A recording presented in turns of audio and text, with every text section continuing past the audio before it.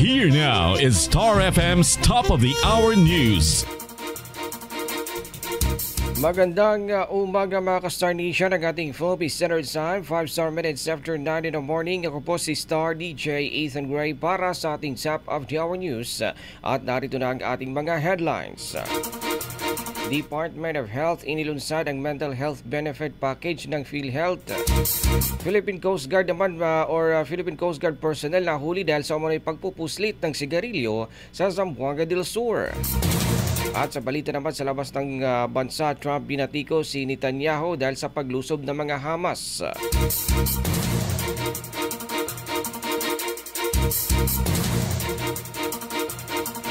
At ngayon para sa detalye ng ating mga balita, inanunsyo ng Department of Health o DOH ang PhilHealth Mental Health Benefits Package sa paglulunsad ng 2024-2028 Philippine Council for Mental Health Strategic Framework.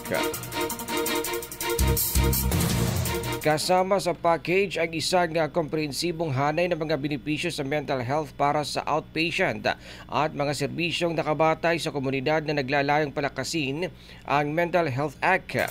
Ang pagpapalawak ng PhilHealth Mental Health Benefit Package ay inihayag din ng nasabing departamento na nagbibigay ng kritikal na suporta sa mental health condition ng isang individual. Ayon sa DOH, ang nasabing package ay may papatupad sa susunod na 2 linggo. Binubuo ang package ng maraming mahalagang serbisyo, kabilang ang 12 konsultasyon, diagnostic follow-up, psychoeducation at psychosocial support.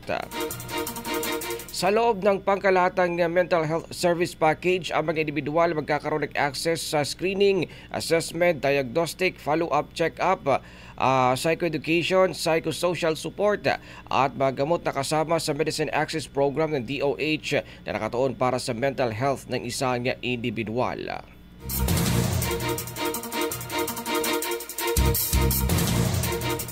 Samantala mga Star Nation, ito pong balita kaugnay sa isang Philippine Coast Guard personnel na nahuli dahil sa umano'y pagpupuslit ng sigarilyo doon po naman sa Zamboanga del Sur. Mga detalye po sa balitang yan ang ating Star DJ, please come in. Arestado ang isang miyembro ng Philippine Coast Guard sa isinagawang checkpoint sa kahabaan ng National Highway sa bayan ng Kumalarang, Zamboanga del Sur matapos nitong subukang ipuslit ang 400 grams ng smuggled cigarette.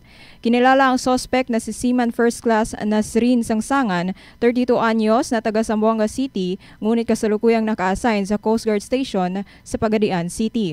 Base sa ulat, ang naturang kontrabando ay nakita sa loob ng kanyang Toyota Vios na kotse na walang anumang kaukulang dokumento. Ang suspect ay residente ng Zamboanga City. Kalaunan, inaresto at ikinulong sa Kumalarang Municipal Police Station ang suspect na posibleng maharap sa kasong paglabag sa Republic Act 8424 o Tax Reform Act of 1997. At yan muna ang ating update para sa number 1 and most trusted radio network in the country, Bombo Radio Philippines. Basta Radio, Bombo!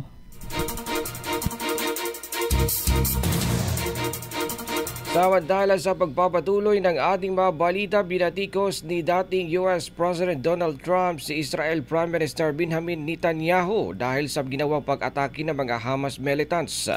Sa kanyang talumpati sa campaign trail niya sa Florida, sinabi nito na hindi napaghandaan ng Israel ang pagiging matalino ng mga Hamas. Pinuri din ni Trump ang Lebanese militant group na Hezbollah dahil sa pagiging matalino ang mga ito.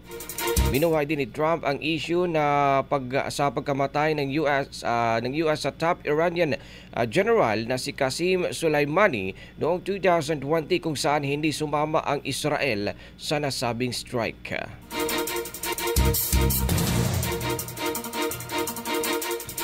At mga ka-Star Nation, yan po ang kabuuan ng ating mga balita. Bago po tayo magtapos, balikan ko lamang ang ating mga headlines.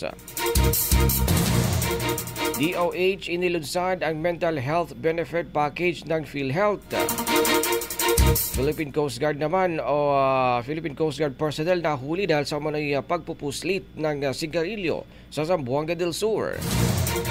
At sa balita naman sa labas ng bansa, Trump binatikos si Netanyahu dahil sa paglusob ng mga Hamas. Star Nation, para sa ibang balita, pwede po tayo maglagon sa ating official website at www.bomboradio.com o di kayo naman ay makinig sa ating Bombo Network News. Samantala mga ka-Star Nation, Christmas is a time for sharing, giving gifts for everyone. What matters now is sa ating Christmas countdown, 73 days to go na lang at Kapaskuhan na. Ako po ang tagapagbalita, Star DJ Ethan Gray. Magandang umaga, Dipolog City.